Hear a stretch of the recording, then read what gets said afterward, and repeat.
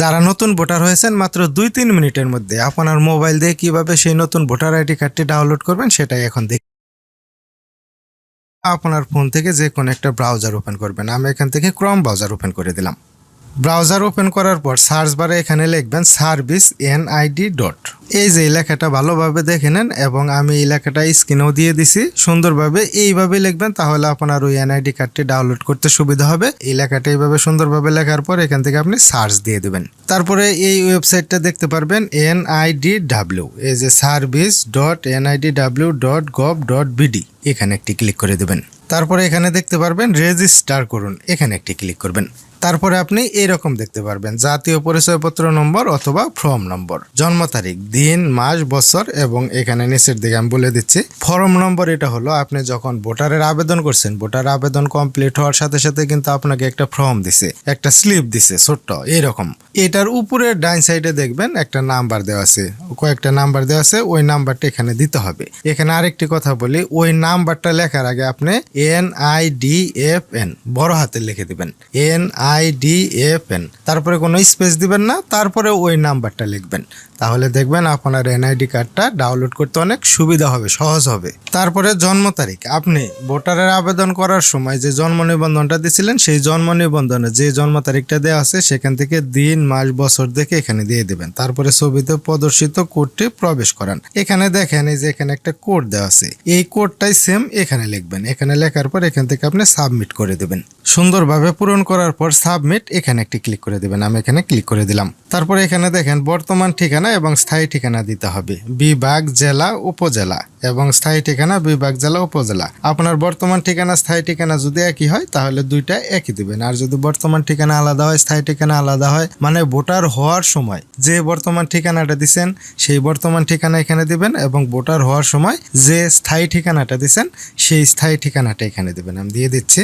বর্তমান ঠিকানা এবং স্থায়ী ঠিকানা দেওয়ার পর পরবর্তী এখানে একটা ক্লিক করে দিবেন। এখানে দেখতে পারবেন আপনার ফোন নাম্বার দেখাবে, আপনি ভোটার হওয়ার সময় যে নাম্বারটা দিচ্ছেন সেই নাম্বারটা এখানে দেখাবে। আপনার কাছে যদি এমন হয় এখানে যে নাম্বারটা দেখাইছে ওই নাম্বারটা আপনার কাছে নাই, তাহলে যে যোগাযোগের তথ্য পরিবর্তন করুন, এখানে ক্লিক করার পর আপনি নতুন মোবাইল নাম্বার দিতে পারবেন।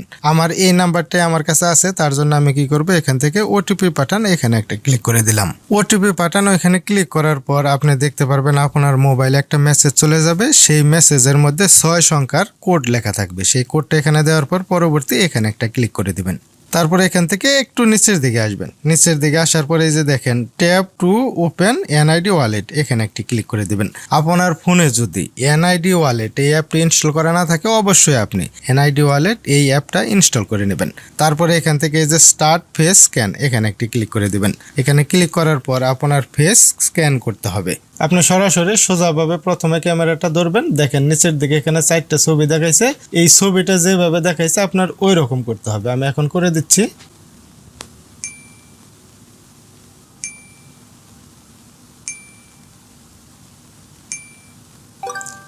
দেখেন আমার এখানে কিন্তু ছবিটা নিয়ে নিছে।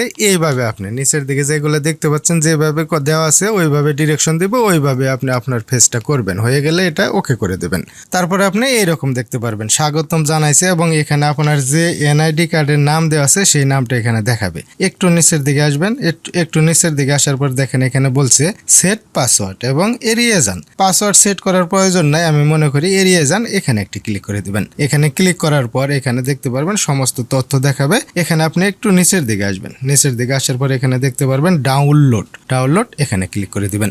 এখানে ক্লিক করার পরে দেখতে পারবেন আপনার ওই এনআইডি কার্ডটি ডাউনলোড হয়ে যাবে। এখানে দেখেন চলে আসছে অ্যাক্রোবেট রিডার। এই অ্যাপটাও যদি আপনার ফোনে ইনস্টল করা না থাকে তাহলে আপনি আপনার ফোনে অ্যাক্রোবেট রিডার এই অ্যাপটা ইনস্টল করে নেবেন। কারণ হলো যে এই অ্যাক্রোবেট রিডার ছাড়া আপনার ফোনে কিন্তু ওই নতুন এনআইডি কার্ডটি ওপেন হবে না। অ্যাক্রোবেট রিডার ডাউনলোড করার পর সেটা এখান থেকে সিলেক্ট করে দিবেন, তারপরে জাস্ট নাও এখানে একটি ক্লিক করে দিবেন। দেখেন কিছুক্ষণের মধ্যেই কিন্তু এখানে আমার ওই নতুন এনআইডি কার্ডটি ওপেন হয়ে যাবে। দেখেন আমার এই এনআইডি কার্ডটি কিন্তু ডাউনলোড হয়ে গেছে এবং এই যে এখানে কিন্তু অনেক সুন্দরভাবে দেখাচ্ছে। এখন এটা আমি যে কোনো কম্পিউটারের দোকান থেকে প্রিন্ট করে ল্যামিনেটিং করে নিলেই কিন্তু আমার এনআইডি কার্ডটি হয়ে গেল। এভাবে যদি আপনি আপনার মোবাইল দিয়ে এনআইডি কার্ডটি ডাউনলোড করেন তাহলে কিন্তু আপনার অনেকগুলো টাকাও বেঁচে যাবে। নতুন এনআইডি কার্ড আপনার মোবাইল দিয়ে ডাউনলোড করতে যদি কোনো ধরনের কোনো সমস্যায় পড়েন তাহলে এই ভিডিওর কমেন্ট বক্সে কমেন্ট করে জানিয়ে দিবেন, সেটা আমি সমাধান করে দেওয়ার চেষ্টা করব। দেখা হবে অন্য নতুন কোনো এক ভিডিওতে। আজকের মতো এখানে বিদায়, আল্লাহ হাফেজ।